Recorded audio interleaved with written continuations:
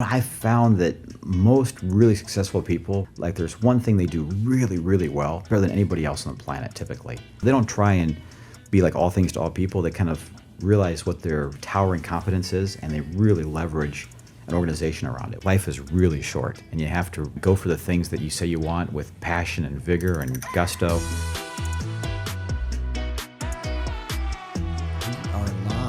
Chris Mizer, thanks for coming on to the Big Idea Podcast. What's going on? Ed, it's a pleasure to be here. Thanks for having me. That's awesome, man. Awesome. So, for those that are listening, Chris is one of the most interesting people that I know, almost like the world's most interesting man. And so, I really wanted to get you on the podcast because your story is very unique. Just to give everybody a little background from my perspective, Chris is a genius.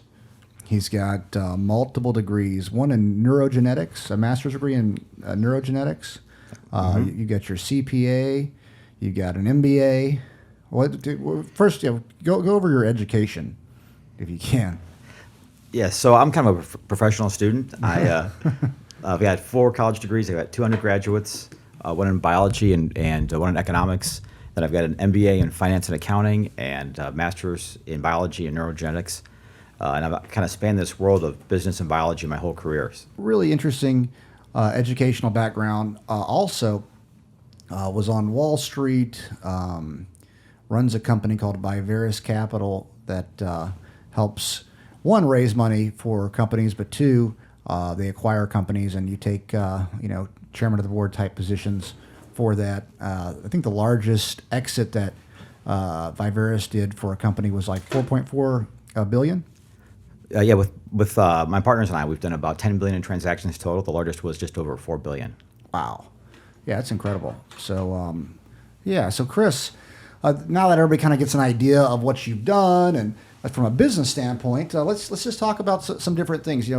One of the things that I love about you is that you actually live on a Buddhist monastery and that you're very, into meditation and all that type of stuff. Talk about how did you get to live on a Buddhist monastery? Yes, I call them my 3 Bs: business, biology, and Buddhism, the 3 things that I really have committed my life to. I started off meditating when I was doing martial arts, 35 years ago. Our very traditional Korean instructor would start every class with a 5-minute meditation. And, grew up Christian, still consider myself Christian. But Buddhism is really more of a philosophy or a psychology. And so I started kind of with that meditation practice and got into studying kind of the science of the mind and what makes us happy and what makes us suffer. And about 2.5 years ago, I went into a personal retreat process where I'm actually living at a Buddhist monastery and doing a lot of practices in the Tibetan tradition, which involves meditation and visualizations and chanting and some kind of tantric yoga things. And it's been like magic. It's completely changed my headspace from being kind of pretty selfish and inward focused to being much more outward focused and looking at ways to be an agent of change and happiness and compassion in the world. Oh, that's awesome. And you've done some interesting meditation. So you talk about what is the one my buddy Jimmy did a meditation in Los Angeles where it was like deep breathing, but for a long time. I think he said he did it for hours and hours and hours, and some type of, maybe there was a chant there. Do you know what I'm talking about? Yeah, Jimmy did a Kundalini yoga retreat for a couple of days. Okay. And where I've done a little bit of Kundalini. I don't profess to be an expert, but it all kind of merges at some level. Even from our background in martial arts, all that kind of merges with kind of mind-body training. What Jimmy was doing was you put yourself into a state of mind where you're getting hyper-oxygenated, and then muscle tension releases and psychological tension releases, and you're just left with this feeling of really like cosmic unity, where you're just so in touch with your own state of being and kind of your sense of unity with everything else that exists in the world, that it's almost transcendent. Interesting. Yeah, so he said the process was really difficult, though. It was his first experience with it, but he said it takes a lot of focus and a lot of mind over matter per se to do it. What is it with that? Well, I think just like meditation and physical training, you meet your own resistance. And whether it's doing 1,000 kicks against a bag, at some point you have to break through your own physical limitations, and then another level is available to you. It's the same thing with mind training. And so what Jimmy was doing was you meet the resistance in your body, and you have to just kind of keep breathing, keep doing kind of a series of poses, a series of chants, some breath work, and eventually like your mind stops resisting, and your body releases and relaxes, and then there's a whole nother level of kind of health and wellness and energy and psychological peace that's available to you. So the meditation practice, I mean, there's lots of different forms, and I think you've met the Dalai Lama. Several times. Mm-hmm. Yeah, what's that like, meeting the Dalai Lama? Oh my goodness! You can't be unhappy when you're in his presence. He just has this larger than life aura, for lack of a better word, and he genuinely cares about everyone as an individual. He connects with you, looks in your eyes, kind of puts a little scarf around your neck, and for that moment, there's a sense of just everything is right with the world. And then he also has just a tremendous amount of wisdom. He's a very worldly guy. He understands politics, understands science, but he comes at it from this place of really serving the world as a humble leader. Wow, yeah, that'd be really interesting, meeting the Dalai Lama and kind of experiencing that. What your mentor? I call it a mentor. I'm not sure if that's the right terminology for Buddhism. But who's the person? Who's your main teacher per se? There you go. Probably your main teacher in Buddhism. I've been blessed to have several really amazing teachers. One of my first teachers was a fellow named Lama Surya Das, who's one of the first Americans that went to India and Nepal and studied with some of the great masters when they left Tibet. In the late 50s through the early 70s. My current teacher is a guy named Drupal Samten Rinpoche, who is just an amazing, amazing practitioner from northern India.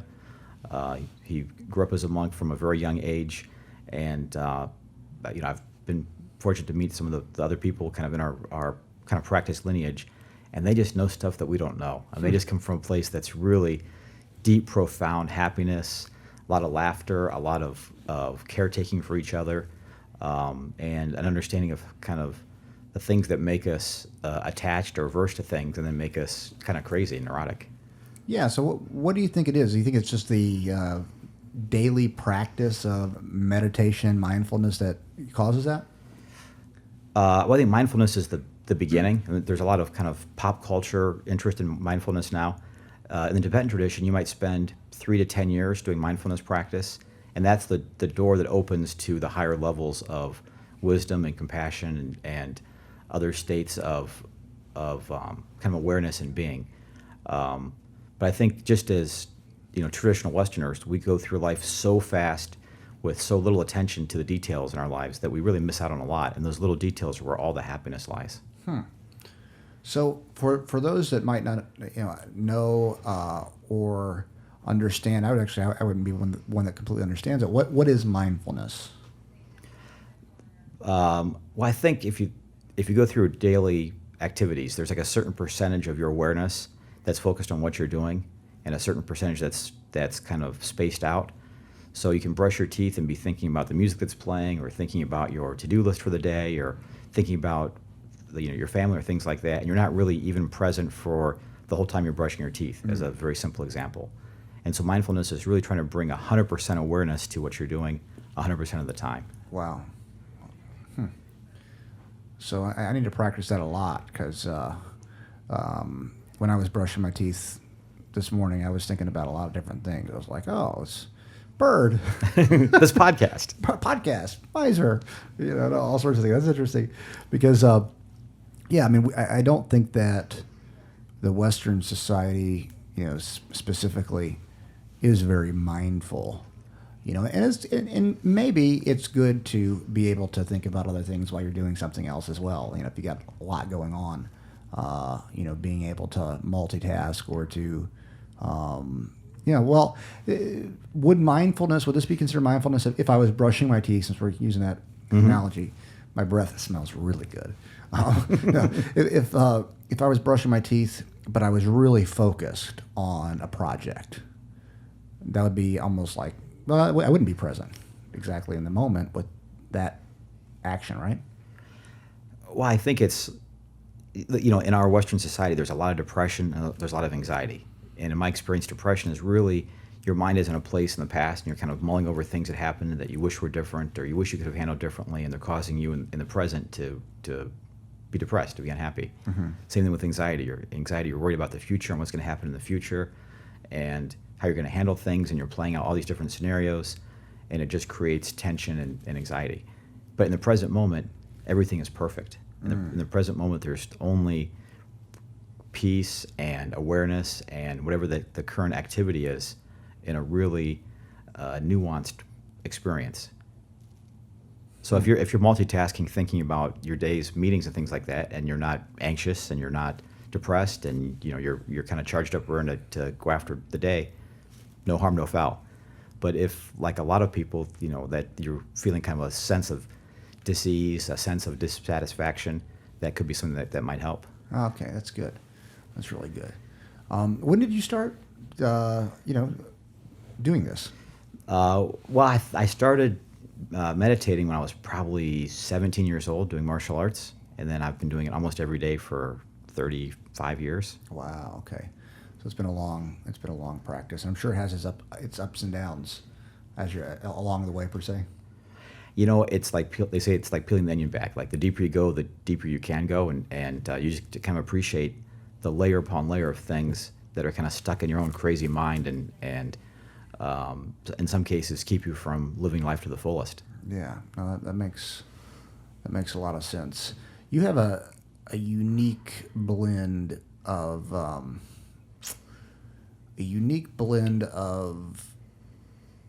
ways of being. I don't know if that's if it's ways of being or it's a unique blend of things that you've done combined with your meditation practice. It's almost like so you think, you were on Wall Street for a while, and you're a money guy, but you're very calm and peaceful and practice Buddhism. Is that you see where I'm going at with that? I was having a conversation with a friend of mine years ago, and I said, I feel like I've got two guys stuck inside of me. One guy is Gordon Gekko from Wall Street, this financially motivated guy who's always sees the angles and tries to find a way to make money out of them and things like that. And then there was like Kung Fu, the old TV character Kung Fu, just wants to go out and do martial arts and help people. And they wrestle with each other.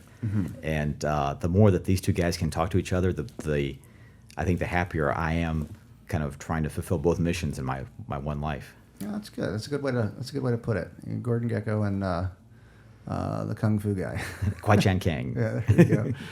Yeah. So, talk about some of your travels. You're a very well-traveled person. What's the favorite place you've ever gone to? Yeah, I think I've been to about 45 countries. I've been to every state except Alaska so far. I love to travel, obviously. I love kind of experiencing people and new cultures and things like that. Always learn something when I travel, both about kind of how the world works and also kind of how I have limiting beliefs about people and opportunities and things like that. I live in San Diego now. I love San Diego. It's my favorite place in the world. I think, another place I go back to over and over again is London. I really like kind of the city life, and there's so much rich culture and history there. But I also love being in Asia, China, Thailand, places like that. Been to Central America many times. Haven't toured much around South America yet. Haven't toured much around Africa, but they're on the list as well. Yeah, that's a lot of travel. What about the Middle East? You've been throughout the Middle East?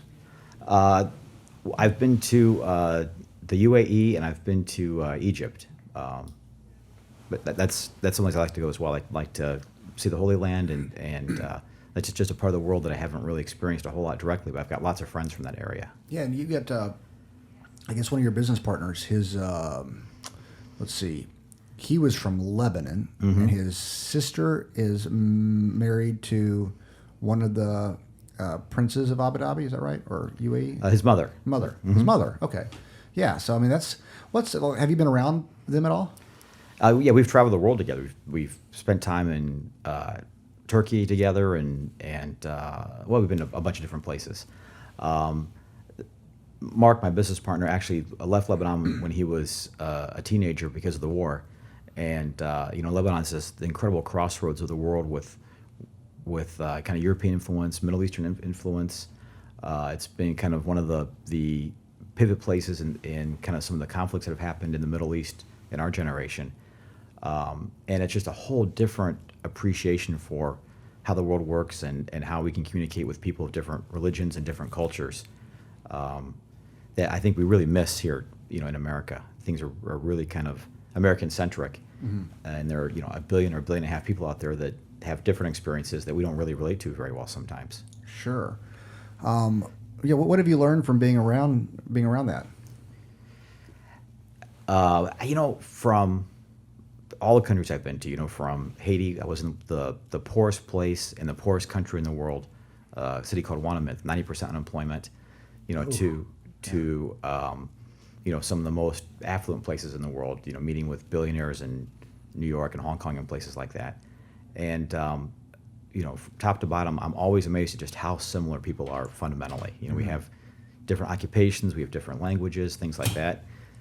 But, without exception, people love their families. Without exception, people kind of are looking for ways to be happy and to share that with their friends and family.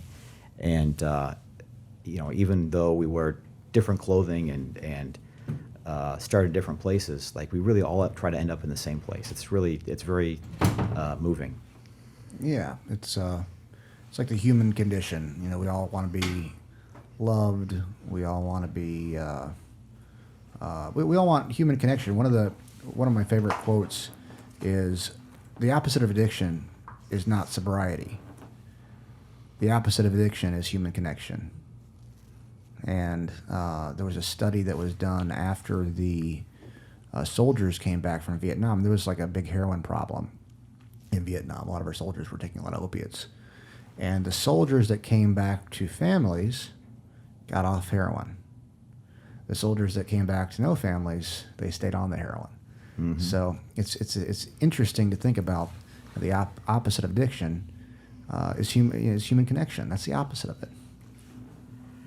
Yeah, there have been some studies done about people who have exceptionally long life expectancies, and there's one famous study where they looked at these villages in Pennsylvania that were settled by different immigrant communities, but basically kept their same customs. So there's like an English village, an Italian village, an Eastern European village, German village, and the Italian village, people lived much longer than everybody else. And they tried to look at diet, whether their diets were better. No, they weren't.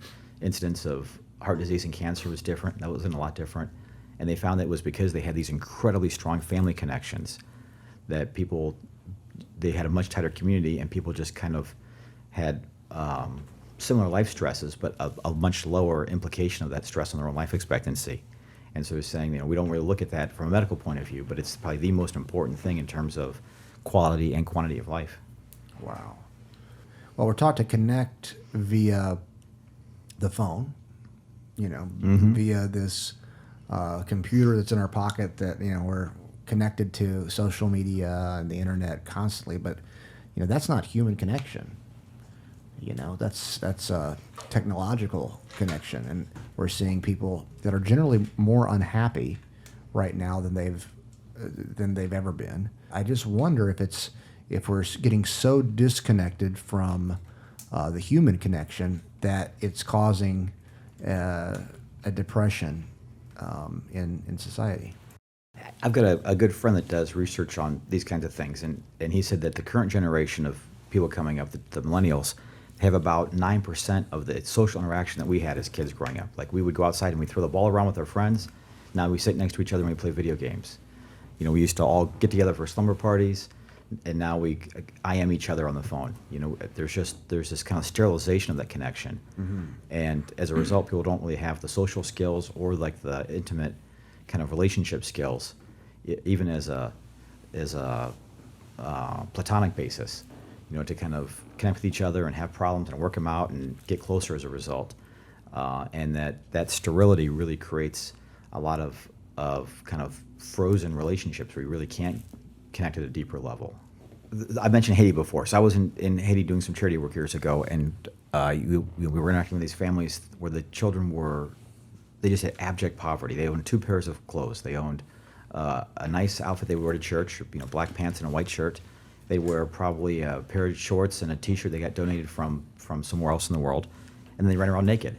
Mm-hmm. They had nothing. They would eat 1 meal a day. They would forage for some soup or for a mango or something like that, and yet they were happy. They would run up to us and kick around a soccer ball and they'd point at my white skin and my big nose and and say things to me in the native language, and I would try to respond a little bit in French or English. But there was just a certain joy there, and even the adults, they had a different level of dealing with their own lack of material possessions, but without it really making them kind of have this crushing sense of unhappiness like we would have here in America, for example. And then here, we have everything. I mean, we have, we're in the top 1% of the world just because you're in America. Mm-hmm. Never mind if you're rich or poor. I mean, you're a fraction of 1% if you're well off in America. And we don't really seem to appreciate it. And so we kind of look at all the things we don't have and that culture of lack and that culture of me first and selfishness and image consciousness kind of preys on itself like a vicious cycle.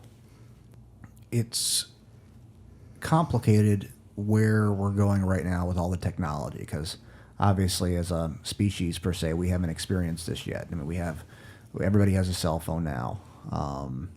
We have instant gratification, or seemingly instant gratification, by having all these things, but people are less happy. We don't know what the future holds. You never do, but we are in the middle of a big experiment right now with this technology, and I wonder if the next generation, or even right now, it's happening so fast. There's so much divide so fast. The younger generation, they can't handle stress, man.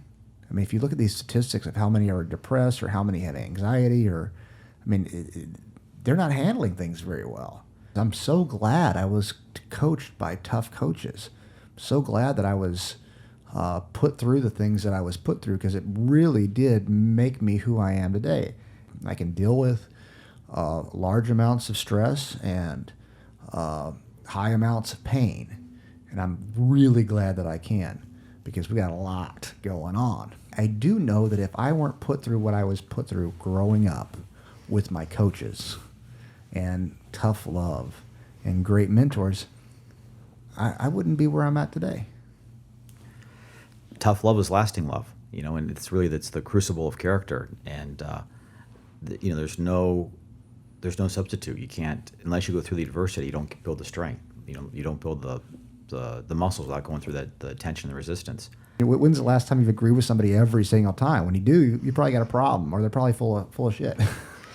We talked about, started this podcast off with talking about my educational background, and I think, I kind of think the value of education is learning how to think, but it seems like so much of the discourse now is about what to think. Yes. And that dialogue and wrestling with the issues is where you really find better solutions and where you come together as individuals and as a society.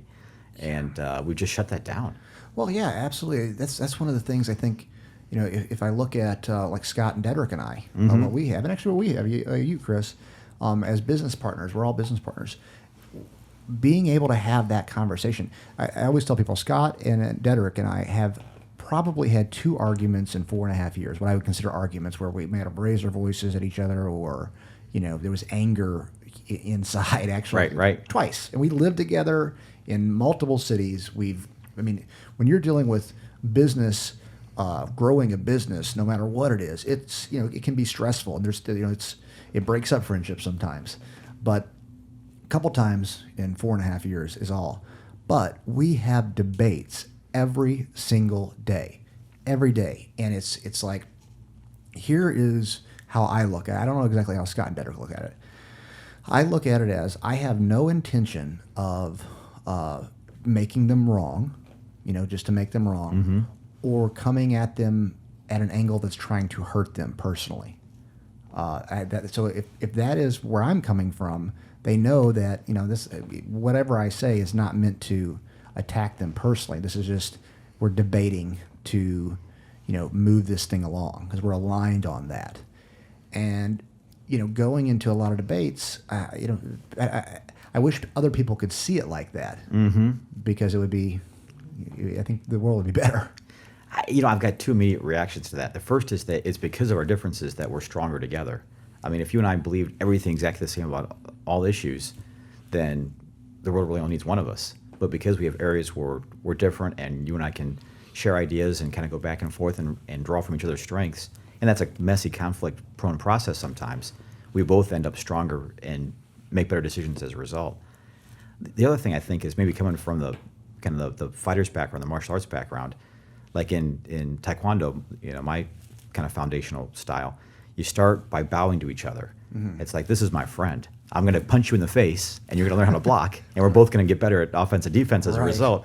But at the end of the day, you're my bro, and I care about you, and that's more important than this training that we go through that creates conflict. Yeah, no, absolutely. Having that debate and discourse is very, very important.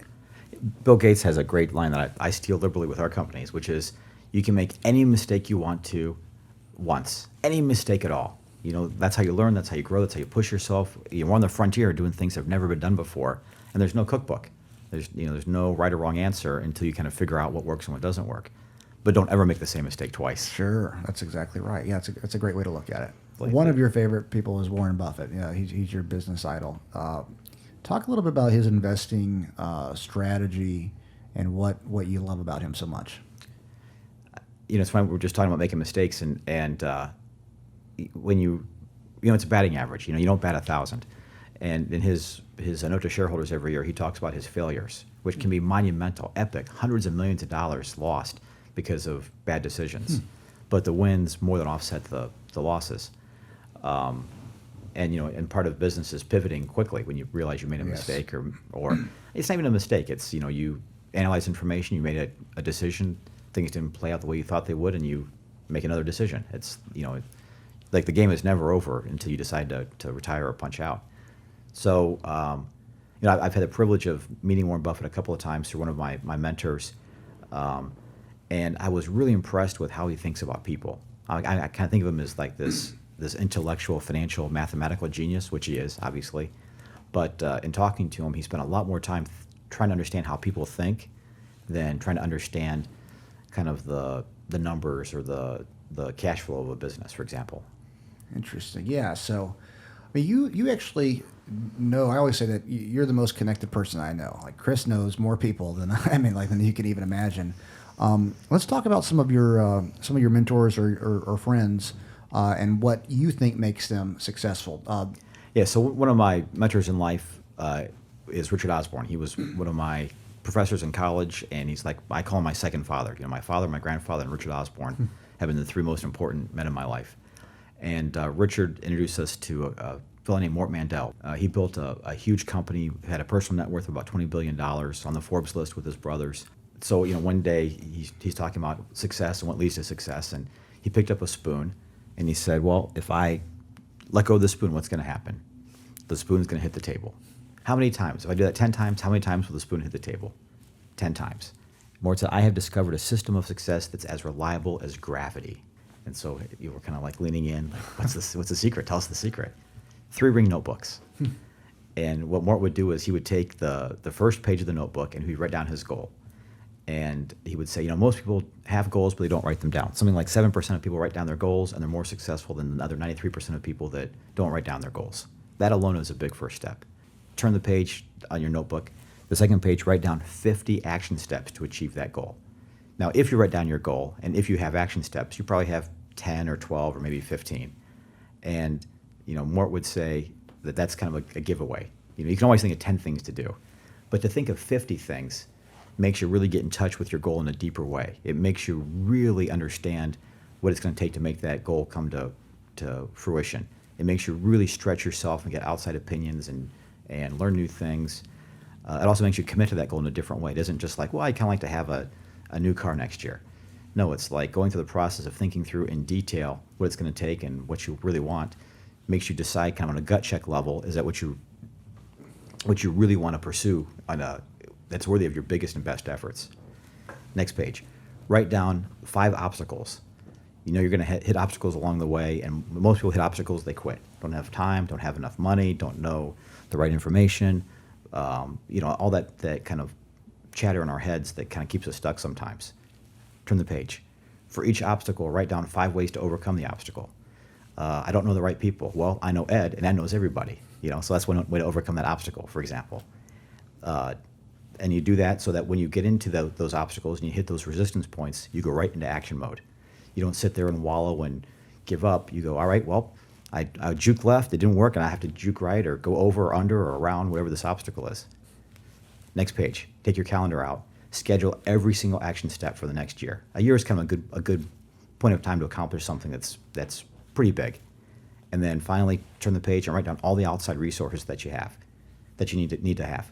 So who you have to become friends with, or who you have to kind of borrow some talent from, where we have blind spots maybe. You know, what you have to learn, classes you want to take, money you need to raise, like all the outside resources that you need. And then that kind of gets you in a state of mind where you're moving towards your goal all day, every day, by thinking about it, by taking action toward it. And he ran his business using his notebook. So he would fly into San Diego and meet with his general manager for the San Diego office, and he would say, well, you know, you're not really hitting your goals for the first quarter. What's going on? Show me your notebook. He whip out the guy's notebook and go, well, you know, you committed to do this, this, and this, and you're not really getting it done, are you? Get back on track. I'll be out in 2 weeks. And, you know, this large diversified conglomerate that he created was all run using this system. Wow. Seems pretty simple. Well, like everything, you know, it's 99% perspiration. Thinking of 50 things, that takes some real thought. Mort said, you know, pick 2 goals that are like the 2 things that push the needle the furthest for the next year in your life. And if you follow the system, you can't help but achieve them. And I found that's true of my life. I mean, it makes you dig deep, but in the process, it also is a good, selective process to figure out what you really want to do versus what you say you want to do. Let's talk about some more billionaires. You know, some other billionaires. The guy from that owns Cleveland Cavaliers. Danny Gilbert. Danny Gilbert. Yeah. What's your experience of him? What makes him special? You know, Danny's also a maniac at execution. I mean, he really finds ways to take execution and drive it through culture. Yeah, so I think part of Dan's genius is applying technology. Obviously, his background is in technology and financial services, but he finds a way to kind of make it actionable, so that kind of reduces the barriers to actually automating things. That reduces kind of the engagement to making a process that could become really impersonal and keeping it personal. And, you know, it enforces motivation at a really high level. So the systems in the business really drive the performance of the people. What do you think it is, you know, having access and experience being around, you know, that level of wealth, like, you know, true billionaires? What do you, like, when you're in that situation, you know, and you have a lot of experience with that type of thing, what do you think it is overall? What's the commonality amongst them all that kind of molds them together? You know, I've found that most really successful people, whether it's centimillionaires or billionaires or high-performing entrepreneurs, like there's one thing they do really, really well, better than anybody else on the planet typically.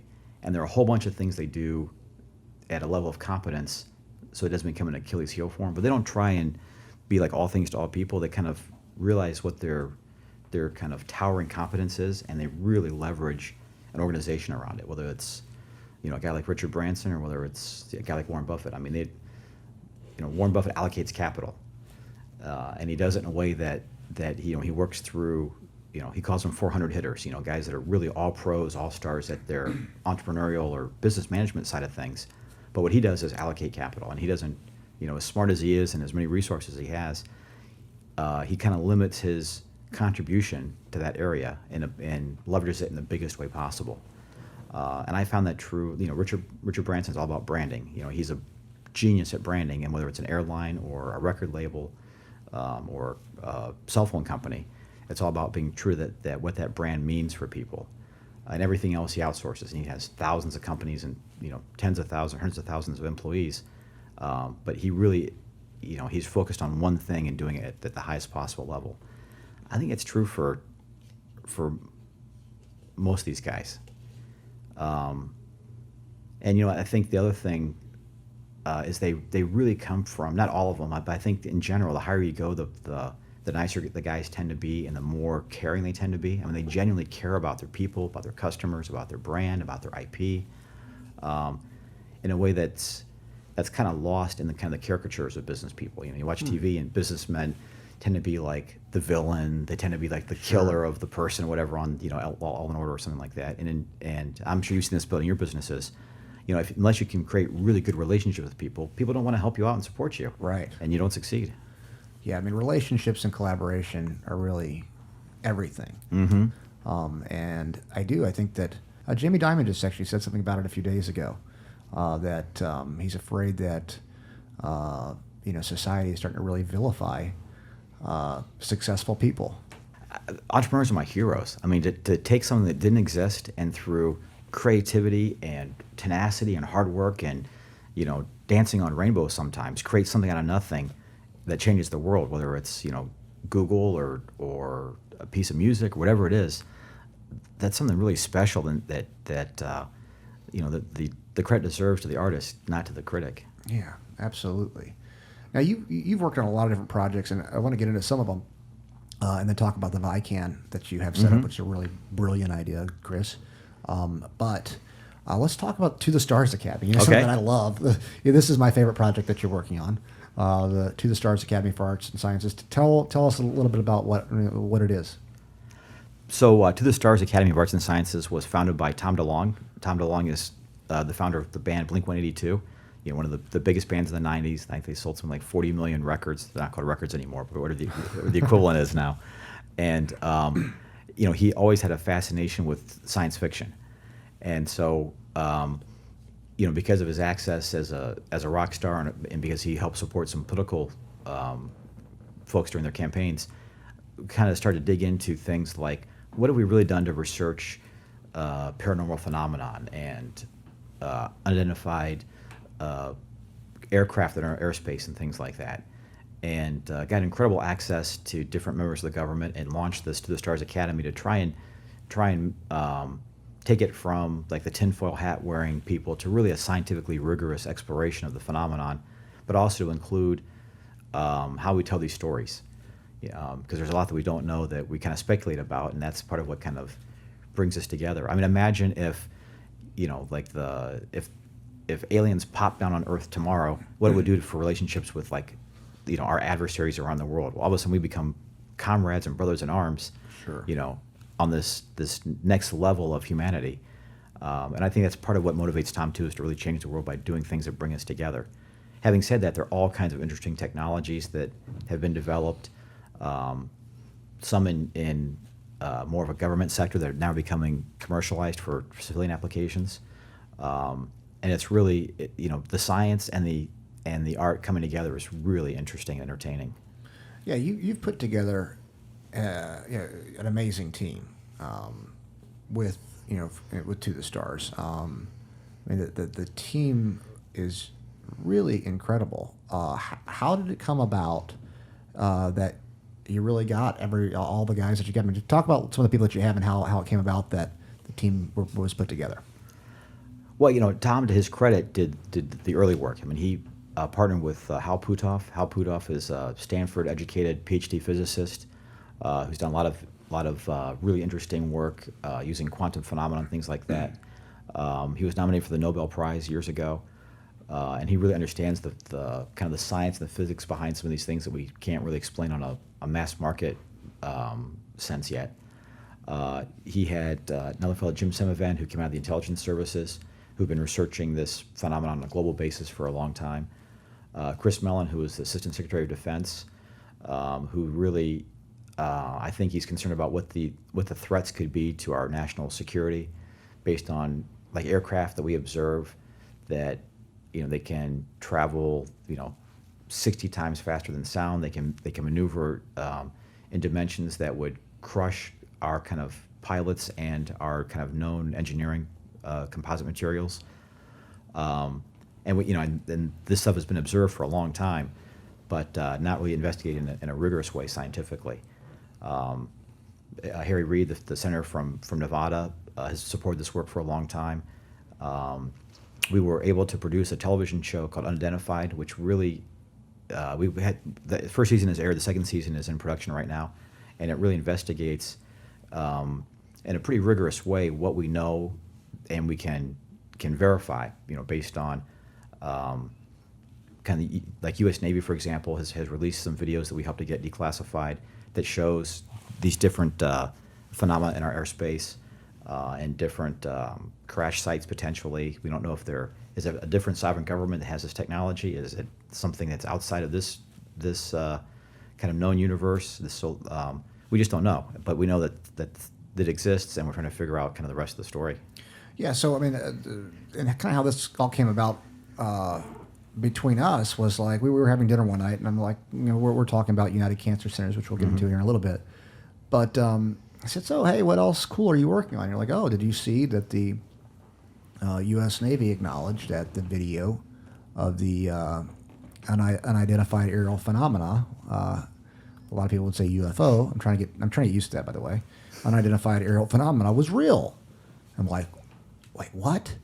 I said that's I've seen it all over the news. That was you. And when I say you, it's the company that you work with, that you're a board member on. All of the To the Stars team, and then you started going into, To the Stars Academy, and you've talked a lot about Tom, and how excited you were to work with him, and how excited you were on this project. But I honestly never looked it up. Never, I wish I would have. Sorry, Chris, I didn't look it up. Because I would have enjoyed. I've enjoyed the last couple months of seeing what's going on. I'm proud that I know you've with this. It's awesome what you've done. Yeah, it's amazing. It's like talk about getting that video released, and then when you found out that the Navy was going to acknowledge that it was real. I think the Trump administration, to their credit, really wants to get more of this information out into the public. So I may not have the math exactly right, but from the 40s until a couple of years ago, something like 50 documents have been declassified, and under the current administration, about 100,000 documents have been declassified. Wait, did you say 50? 50. Wow. So 50, and now 100. How much? About 100,000. 50 and 100,000 in the last 2 years. Oh my gosh. Yeah. So there's all kinds of stuff that's been done. Senate briefings to the Intelligence Committee, reports of military or law enforcement encounters that are pretty rigorously documented. Not just some guy in a cornfield saw some stalks get pushed in. Sure. And it has tremendous implications for national security. Has tremendous implications for commerce, and for kind of what could be possible in terms of like the next frontier of engineering and physics. And so I think there's a gradual process of more of these things kind of being made public in a way that's really rigorous, that we can understand it, versus 95% of the things that we see can be explained by weather, meteorological phenomenon, weather balloons, all kinds of other things that we know about. Right. Even next generation of aircraft that we know at test pilots are flying around right now, but haven't really been made public. Sure. The other 5% that we can't explain away easily is where we're really doing a lot of research to try and figure out from multiple avenues what they are. So to the extent that we can get materials, we've got about 20 different samples of materials that we think can't be manufactured on Earth, for example, because of the isotopes or the material itself. Mm-hmm. We've got lots and lots of observations that we're curating in a database, and then cross-referencing to things like meteorological phenomenon, and trying to get multiple different observations to kind of home in on the details of what's happening. Some hotspots seem to be pretty active right now. So there's areas in Canada, there are areas in Chile and Brazil, in India that seem to have a lot of activity right now. But again, a lot of it is still in the very early stages of discovery and investigation. What you're saying, though, there is a percentage that these things are absolutely real and can't be explained, I should say. Well, the Navy video is a great example. I mean, we have trained observers, guys who are trained to look at things that are flying around in the sky and interdict them and intercept them, have it on footage with cameras, with ground-based radar, with other kinds of sensors that are in the same airspace, taking recording and measurements of the trajectories that they're flying, and there's no known propulsion system that can function at these levels, and there's no known propulsion system that we can observe from the phenomena.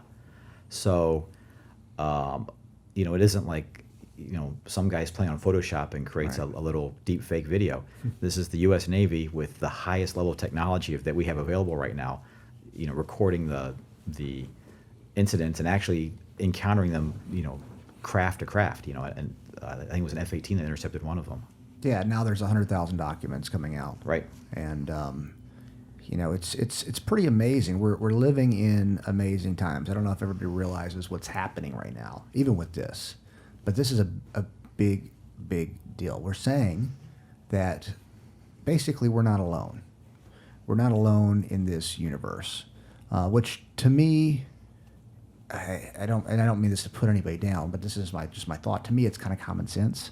We have billions of stars, and the idea that there's no life anywhere else is crazy to me. It's like, no, it's one of those things. It's like, duh. You guys have a piece of metal too that I saw on Tom DeLonge's Instagram. Yeah, we have about 20 different samples that have been collected over the last. We kind of take care of the provenance to make sure we know the chain of custody, but over the course of about the last 70 years, some the last 10 or 15 years, and we're just starting to investigate the properties of these different materials. So, they function different ways, and we're doing a lot of scientific research to try and really understand how kind of the energy shifts based on different things that the metals encounter.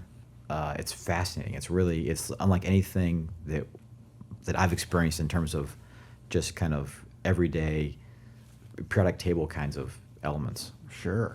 There's a guy, Ram Dass, who's an American who went to India and studied with the yogis and things like that. And he has a famous comment about how mindfulness equals joy, equals compassion, equals love, equals consciousness. It's all the same thing. And I think we're learning things about consciousness now, that consciousness is some in like the Hindu tradition, they say, well, consciousness is God becoming aware of himself, and how we're all connected to that. Consciousness we know is a quantum phenomenon. Consciousness we know biases experiments. The mere fact that someone is watching an event changes the outcome of the event. Yeah. So I think that might be part of how we're becoming kind of more conscious of the things that connect us and the things that bring us together as a human civilization, maybe on a greater level, a cosmic level. Makes us more concerned about the environment, about conflicts in parts of the world with people who we're never going to see and interact with. Maybe it really is all one. That it's that simple as that connection, and is that love, is that consciousness, is that exploration. Yeah, absolutely. What we're doing now with United Cancer Centers is to make a difference and to ease the pain and suffering of cancer patients. And it really is, in a way, like a soul's calling.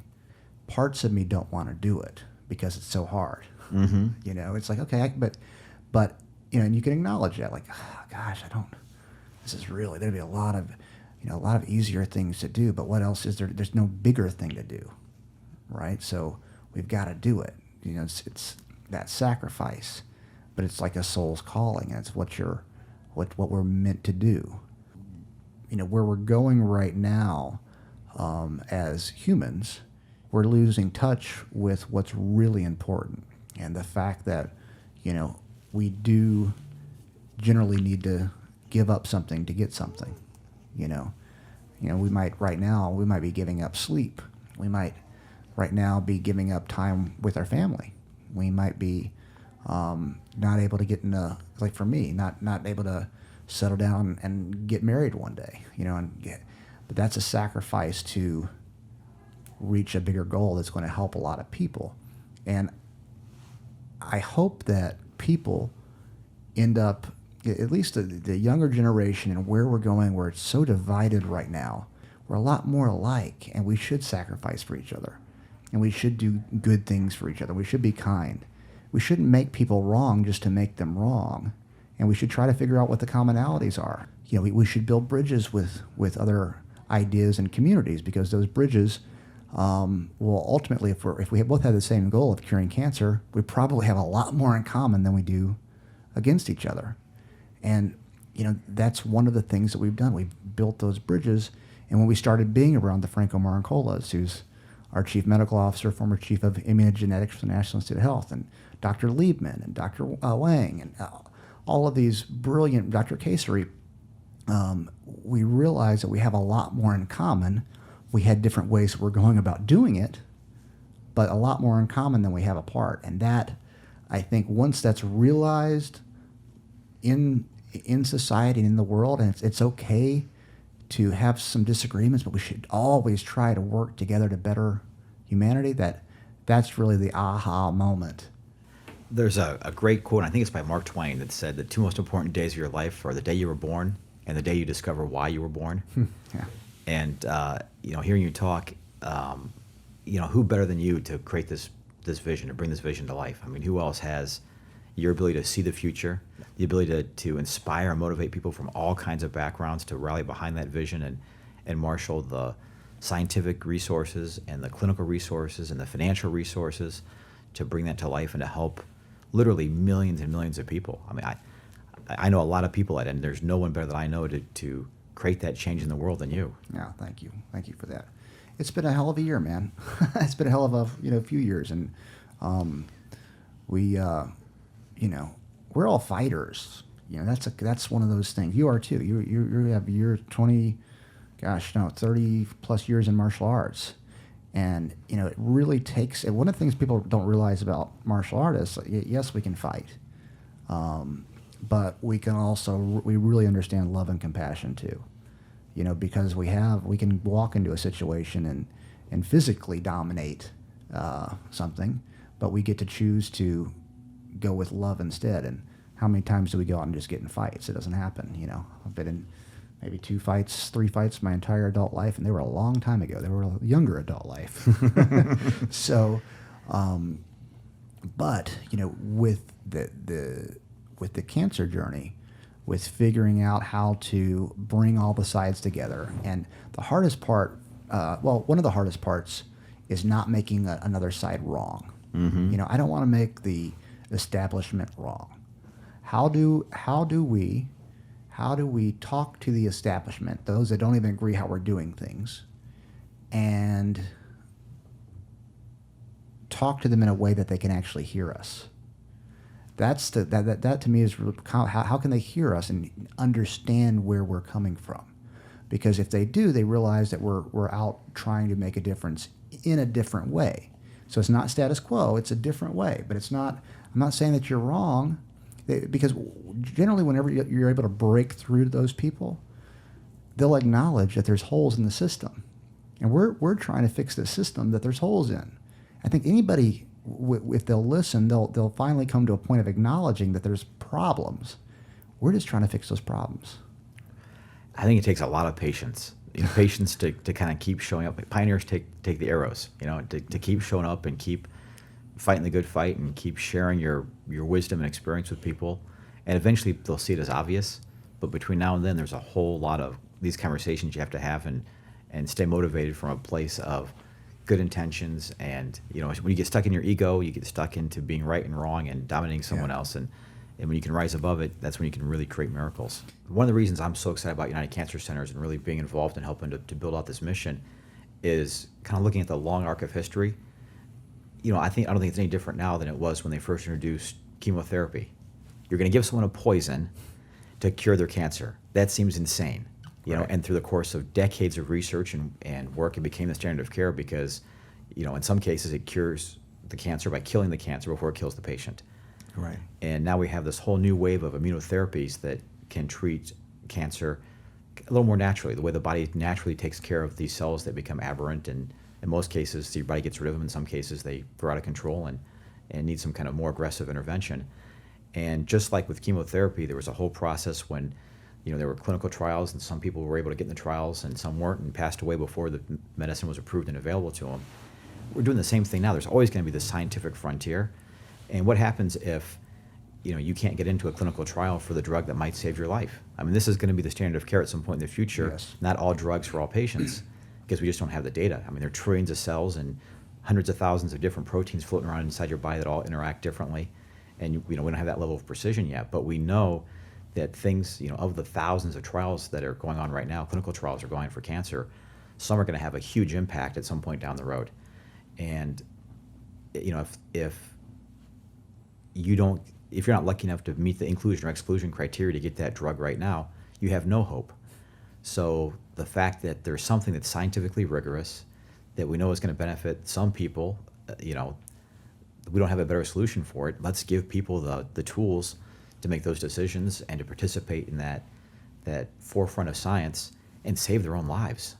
Yeah, absolutely. No, it's amazing to me, and I can acknowledge that there's a difference in opinion among some people, and I would just only hope that they listen. And I'm not even saying that we're all right with this. I absolutely believe people have a right to try. I'm not saying that we have the perfect way to implement it. I think personally think that we have the best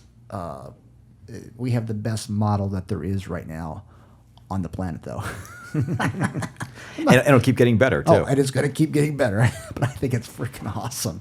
I mean, United Cancer Centers, the idea that we're going to be able to take there's a lot that's exciting me about it, but the idea that we're going to be able to take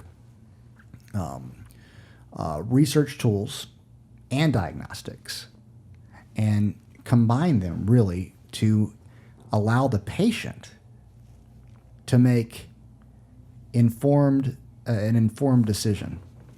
So it's informed decision making. It's not just informed consent. One of the things that we say, hey, this is beyond informed consent. This is informed decision making. I'm so excited about that because there's a lot of really good research tools out there right now.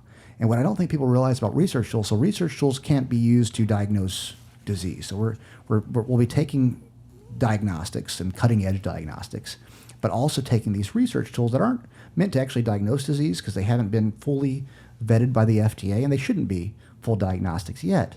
But if you use, multiple research tools combined with your diagnostics, you can probably get a better insight into what's going on with the person's cancer or their entire body and immune system. So we can look at different markers and biomarkers, and we can look at genetics and genomics, and we can look at what foods they digest better, and we can look at what medicines they digest better, and we can see what their circulating tumor cells look like, and we can compare it to what's going on in their tumor microenvironment. We can save that tissue for further study in the future. And being able to do all those things and put them together and then match them with a drug that has been through a phase 1 to take a process, like I love to say, we take a process that would normally take 10 to 15 years with the FDA, and we time collapse it into 12 to 18 months. That's amazing. And what I mean by those 12 to 18 months, it takes generally 12 to 18 months to get a drug through a phase 1, 10 to 15 years to get a drug, through the entire process, and $1 billion. But 12 to 18 months. So if we can use cutting edge technology that was not available in 1962 when the FDA was formed, by the way, I mean, it's not like we had... Seems a little crazy. Yeah. I mean, this model that we're using currently in the United States was built in 1962. I mean, it's evolved, of course, but they didn't have genetic testing. So, using genetic testing, using the cutting edge testing that's available, diagnostic tools and research tools, we can match drugs that have been through a phase 1 with the specific mutations from their tumor or liquid biopsy. That's amazing. That's amazing. Why wouldn't we do that? To me, it's silly, and that's kind of where I think that the new frontier is using precision medicine research, because people get caught up in it has to be a diagnostic. It doesn't exactly have to be a diagnostic that you go with. You can use all of the research tools to come up with something this is probably the best way to attack this. So we're not saying that you just use this research tool. Use a few research tools, tie it into the diagnostic, and let the geneticist and the immunologist and the oncologist and the nutritionist help you make a great decision. That's what we're doing. Mm-hmm. We have an immunologist, we have geneticists, we have oncologists, we have naturopaths. We have a a great combination of people helping the patients make an informed decision. It goes beyond informed consent. That is one thing that I hope the science community realizes. They're using informed consent right now. We've thought about this so much. We believe that informed decision making is even more important than informed consent. And I would love to have this debate with people too, and really, really have some dialogue and talk about it. And I bet you that we can come up with something that maybe we don't agree completely, but okay, well, this all makes sense. We see both sides. But I believe that this model it's the best model out there. Well, informed consent basically lets you know the risks and sign your life away. Mm-hmm. Informed decision making is an educational process where someone really understands all the different options available, all the risks, or at least, I would say all kind of in a idealistic sense maybe, but they understand the risks, they understand the opportunities. They go through a whole menu of options that have pluses and minuses and interact in a certain way, and then decide for themselves. And I think in some sense that maybe that threatens the doctor's kind of intelligence and experience. But another way, I think it gives them an opportunity to really educate patients and keep them engaged in their own care and create a lot more value for them in the process. And probably leverages them a little bit too, because we can do a lot of this informed decision making using educational tools and videos, and they don't have to go read a bunch of really obtuse white papers to make good decisions. Right. I keep coming back to the science of all this. Everything you're saying makes perfect sense if we have perfect data, mm-hmm. right? Like if we had all the knowledge and all the data and all the nuances to make those decisions, then I think you just go to a doctor and you say, hey, give me what I need, and you go away from it. But because there's so much uncertainty, medicine is not an exact science by any means. There's so much uncertainty and so much that's really unknowable that you kind of have to be able to assess some of those risks for yourself and then live with the consequences. No, absolutely. And yeah, God forbid we allow someone to make an informed decision, an adult make an informed, educated decision with the best diagnostic and research tools out there. Yeah, and to the data point, another thing people might not realize about us is how big into data that we are. Just because we can't do certain studies in Mexico, and we are limited to what we can do there, doesn't mean we don't want to mm-hmm. collect all the data. If I had a genetics lab in Mexico, you better believe we'd be keeping all the samples there and running all these tests and all that stuff. But United Cancer Centers absolutely is going to be collecting amazing data. We have Franco Marancola, former chief of immunogenetics for the National Institute of Health. He wrote one of the main textbooks for oncologists on immunotherapy for cancer. Anna Wang, who is our chief data processor. She was right under Franco at the NIH, brilliant immunologist. We have Dr. Michael Liebman, who sits on the scientific advisory board of, I believe, 14 different companies, is a teacher at multiple medical schools in the United States and China. He's a leading expert on clinical trials. He owns a company called IPQ Analytics. And, he's all about the data. And, how many companies, I didn't even know what a chief data processor was. It's a job, and it's a job that few companies have, but mm-hmm. we're going to have it, So we're all about the data. And not only are we using it in real time for the patients, we're going to have a tumor bank where we can collect the tumors and save them for future research.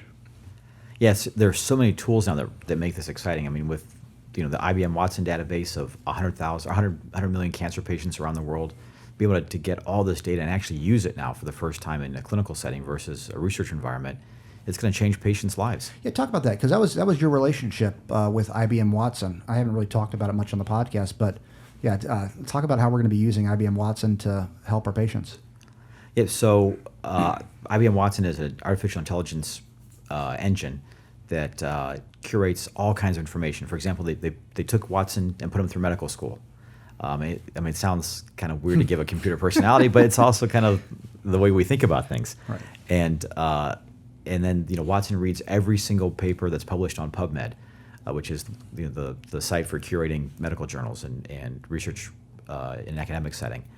And so now they're starting to use all this incredible accumulation of data about medical procedures and about research and about different markers and different paths and different mutations in genes and epigenetics and things like that for care. And they're actually starting to predict what would happen to a certain patient based on their markers given an intervention that's still experimental. So before you have all the data from a pivotal phase 3 trial, kind of based on the best information that we know right now, if we take this cancer patient and give him this drug that's, say, in a phase 2 trial, what's the likely outcome? And it goes kind of from kind of gut feel and large data sets that are really based on averages to really precise predictions based on individual precision markers. It's a whole new world in terms of how medicine is going to be practiced going forward. Yeah, absolutely. And one of the things that I'm excited about is and we've got to put this program together. It's part of the plan. Mm-hmm. It's not like day one, but being able to get the list of all of the possible treatments for patients all around the world. So hey, if United Cancer Centers doesn't have a treatment for you, this place in China does. Then we give them that option. If we don't have United Cancer Centers doesn't have an option for you here, Germany does. Finding the locations that have the specific things that have been shown through Watson to possibly help them and allowing them, giving them the knowledge, informed decision making on what is available throughout the world. Yeah, it's incredible how fast places like China are doing research that's really unique and promising that but for something like a Watson we wouldn't even know about. Right. No, absolutely. What else is interesting? I think it was the patient. We were on a phone call with an investor. I guess probably 6 months ago, and we were talking about. He was talking about the potential of investing, but his dad actually went to China to get CAR T cells. I think he paid. Don't quote me on this, but I think it was like $25,000 or $40,000 for the CAR T cells, and in the United States it would have cost him $400,000 or $500,000. So he went out of the country, went to China for the CAR Ts, and completely cured his cancer. That is fascinating to me that he went. It's kind of like what we do in Mexico. Actually, a lot like we do in Mexico, but for CAR Ts. And we just happened to talk to this guy who, my dad went to China to get the CAR Ts for his lymphoma. Had no other options. He was going out. He was basically one foot on a banana peel, the other foot in the grave, ready to go, and flew to China, got the CAR Ts, completely wiped out his cancer. I think it was like $25,000. Wasn't that bad at all, and for us to be able to give people that option, especially with the more expensive drugs like the CAR T, say, hey, well, there's a CAR T here that you can get. Your insurance won't pay for it, and it's $400,000, but you can go to this place in China. They've got CAR Ts for 25 Gs. That kind of rhymes. You get a commercial. They've got CAR Ts for 25 Gs. Yeah, but no, they got CAR Ts for 25 Gs. I would be on the plane. If I had a lymphoma or leukemia that CAR Ts had been shown to work, but my insurance wouldn't cover it, I'd be going to China for that, man. There's no doubt about it. Yeah, what do you think about all this CRISPR technology that's coming out? CRISPR is an amazing research tool to really understand fundamental biology. I think it's just starting to have applications in the clinical environment, and the potential it has for single nucleotide mutations that we can fix and germline mutations that we can fix. The potential is really unbelievable. We still have to kind of do some more, I think, basic science to really enable technology in a clinical sense. But as we understand the kind of genomic sequencing and how all these things turn into disease and protein and dysregulation and metabolic disorders, it has incredible potential to go in there and fix things, fundamentally fix and cure diseases forever versus just managing how you live with one. Yeah, it's crazy. I think it's going to be, I don't think we're that far away. I think we're like within 10 years of wiping out many genetic diseases like single, what do you call it? Single mutation, you know what I'm talking about? Single gene edits will be really easy. When you start getting the multiple gene edits, it might be a little more complicated, but those single gene edits, just splice them out, man. it's fascinating technology. The thing I kind of keep going back to is so much of disease is related to lifestyle. Sure. Like if you don't drink, you don't smoke, you don't eat too many fatty foods, don't have too much sugar, something like 3/4 of diseases, get extended 10 years later in your life. Right. And that's probably a pretty good place to start. And then once there's time for intervention, then CRISPR and Sure. therapies can do a lot. I think that the information is out there. It's just up to people to use it. That takes back to psychology, right? Like, what is it that is part of our psychology that keeps us from doing what we know how to do? I mean, it's like what keeps us suffering and anxious. It kind of goes back to mind training. I was going to say, what are you pretending not to know? So that's an inside joke between Chris and I. Put down the ice cream. Yeah, there you go. I wanted to make sure I asked you about the Vicaan. And one of the things that I love about the Vicaan, or probably the main thing, is that you created it from your mind, your brilliant mind. This was your big idea. It makes more sense to me than just about, actually, no, I shouldn't say just about. It makes more sense to me than any other financial product that I've seen. Mm-hmm. Most investors are concerned going in about their losing money. So if you invest $100, as long as you get your $100 back, it doesn't hurt as bad, right? But you created a product that protects the investor's initial investment with this Vicaan. Tell us what it is. Yep. So I've been in this world of high finance for about 30 years as an investment banker, as a consultant with Ernst & Young, an investment banker, one of the founders of Key Capital Markets, the big bank. And then I've been on my own for about 20 years with an investment fund, buying and building businesses. And, there are two schools of thought. The one school of thought is, well, if you have tens of billions of dollars to invest, there are some really rigorous ways to diversify your portfolio and to make enough different kinds of investments that are not correlated to each other that kind of the winners offset the losers and you come out with good returns. And that's kind of what a lot of Wall Street's based on. That's what a lot of kind of the endowments are based off of. And that makes sense for a certain kind of investor. But if you're an individual investor investing your retirement money, or if you're even a high net worth individual that that has a meaningful portfolio, but not a $1 billion portfolio, even if you're a smaller institution, if you have a few $100 million that you're managing, that whole philosophy kind of breaks down in practice. So we've created something called a Vivaris Capital Note, a Vicaan. Vivaris Capital is our company. Vivaris Capital Note is a structured investment product that takes a technique that's used by big institutions and brings it down and kind of democratizes it for individual investors. So big institutions create these products where they can, Goldman Sachs can go to a company like Prudential Insurance and say, well, we're going to limit your downside and we're going to give you participation in the upside. And we're going to do it through a really sophisticated means of financial engineering.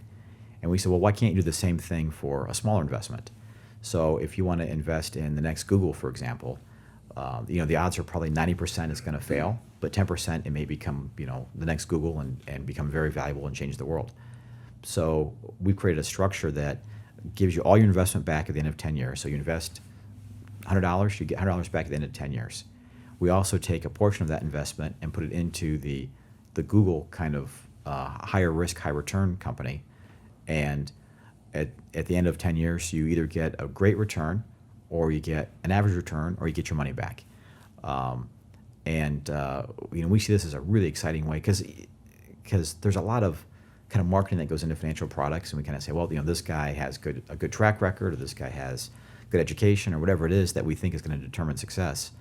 But in very few cases can you really predict success based on those things that you look at up front. You kind of put your finger on the scale a little bit to try and put the odds in your favor, but in terms of really having that 10x win or a zero, which is the way most of these things play out, it's really hard to forecast because there's so many unknowns and unknowables, whether it's performance of the team or performance of the market or new technologies that come along. There's just a lot of things that influence those kinds of investments being successful.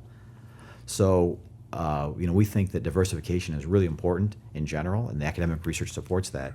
But doing it in a way that really works for you as an individual is kind of where the rubber meets the road. So with this Vicaan product, for example, we're raising $100 million for United Cancer Centers. About half that money is going to go into United Cancer Centers to build out the clinics and deliver this incredible model of care to help cancer patients and create a business that we think is going to be very valuable and very meaningful over the course of the next 5 or 7 or 10 years. And then the other $50 million goes into the structured financial product that matures to be worth $100 million in 10 years and pays off the investment. Yeah. So I want to, for the non-financial people out there, I want to make sure everybody can understand what's going on. So you're taking $100 million. $50 million would go to United Cancer Centers or any company. You do this for any company that you work with. It goes to the company. $50 million would go to the company or so. And then $50 million would go into what? So there are lots of ways to securitize that principal investment. We do some things that look at creating a zero coupon bond portfolio and using investment grade bonds. So typically bonds are issued by the U.S. Treasury, by other sovereign governments that are issued by investment grade companies or municipalities. And we separate the interest from the principal. So someone else buys the interest payments, and we basically invest in the principal payment at the end of the term of the note. There are other ways to do it as well, but we think that's the way to really match fund in a pretty tight way the upfront risk and the term of the investment with the investor's appetite. Yeah. So over 10 years, that's that $50 million that you put into that other pool, not the company, but the other pool, or the other fund, whatever you call it, that gains value back over that 10-year period. Yep, right? exactly. Okay, so yeah, it's just then that's how you're protecting the investment. So at the very worst, theoretically, the investor would get that initial investment back. That's right. That's right. Yeah, it's genius. It's genius. Why do you think people haven't done that in the past? Human nature. I think it's a lot easier just to kind of set it and forget it in terms of your investment portfolio. So you buy some public stock, you buy some public bonds, and you sleep well at night. This is a pretty sophisticated instrument, and it requires a fair amount of financial engineering up front for us to create it. It requires a certain amount of education for investors, I think, to understand that they're getting kind of a better risk-adjusted investment than what they're probably investing in currently. Sure. Also the economics. We're, like I said, we're democratizing this kind of product and bringing it down to individual investors. So we could do it obviously for $100 million for United Cancer Centers. We're also creating some smaller ones. For a biotech company, for example, that has a really promising drug that goes into a clinical trial. Odds are, most of these things don't make it to the finish line, but the ones that do become worth, billions and billions of dollars. And so for people who have a mission-based interest in curing cancer, a mission-based interest in a biotech therapy, it's a way that they can get their investment back, their principal back, support this mission, and have an incredible opportunity, financial opportunity on the upside. We think right now alternative investments are a pretty good place to be because the stock market is at valuation levels that are historically very, very high. Interest rates are very, very low. So you don't get much return by investing in bonds that are secured. You don't get much return by dividend yield off of stocks. And so really one of the few ways right now, and a lot of big institutions are allocating more and more capital to alternative investments, is to go into situations like a Vican. You don't have liquidity like you do with a stock, but you're not risking the loss that you have with a stock either, typically. Yeah, no, it's really cool what you put together. It's unique. I think that it's pretty much. I mean, if there is an investment that I like that your company has, I'm going to invest in it because I at least know that I'm likely to get my principal back. That's really, it's important. My principal's being protected. Of course, some certain things can happen in the market where it just completely tanks and crazy stuff can happen, but it's protected with institutional grade products. So this is what that's what it comes down to. I mean, it's as good as it gets. There's nothing really more protective than that without being a guarantee. And there's no guarantee. Well, if you have $100 million of your own money to put into an investment, you can go to Wall Street and you can get the same kind of guarantee. Yes. If you want to invest $50,000, $100,000, $1 million, there's really no access for you. Right, absolutely. It's incredible. It really is incredible that you put that together. What are some of these other projects that you're looking to work on? So, we do probably 40% of what we do is in healthcare and life sciences. 40% of what we do are buyouts of existing companies, and then 20% is technology. So right now our main focus is getting the UCC VICAN into the market and getting that financed. We're going to do a first closing at $25 million so we can open up the first clinic in Las Vegas. We have, like I mentioned, we have a biotech company that in the neurosciences space that has some incredible technology from the University of California system to treat neurodegeneration, Alzheimer's, Parkinson's, depression, anxiety, any kind of neurological condition, some vascular dementia, things like that. May have other applications as well, but that's where we're starting. We're doing some things with To the Stars, like we mentioned, to roll out an entertainment slate of films that, film investing is notoriously binary. Either you make a lot of money or you lose everything. Right. And so we're using the VICAN to finance that, and also to finance some of these incredible technologies that are kind of going from the government world into the civilian world and have incredible potential for communications and satellites and things like that. Yeah, I mean, you have a unique blend of skills because you do have so much education, and you have, like I said, you know more people than anybody I know. It's unbelievable, all the people that you know. But investing with Vivaris Capital,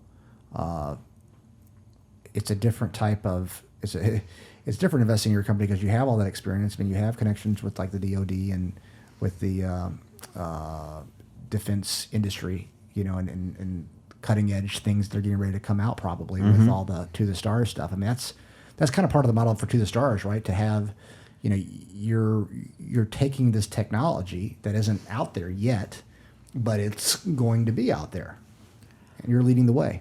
Well, yeah, that's exactly it. So To the Stars is kind of set up as an incubator for intellectual property.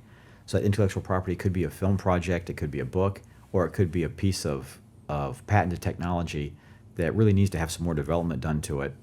And the government's kind of giving us the breadcrumbs sometimes to say, all right, here's how far we can tell you that we've taken it in a covert situation, and then you can figure out for yourself what it might make sense for a commercial application. Yeah, that's incredible. Well, I'm sure we're going to be working on a lot of projects in the future. Absolutely. I mean, Absolutely. This is the beginning, but for the regular investor out there that's looking to invest in something, I mean, I obviously have full faith in you. You're a great friend, but I think they should. You should look at. I'm not trying to do a commercial. This is a podcast, but I mean, straight up, I think they should look at Vivaris Capital and all the cool things that you're doing. You're on the cutting edge of a lot of things. They should look at your character specifically, which is very, very high character.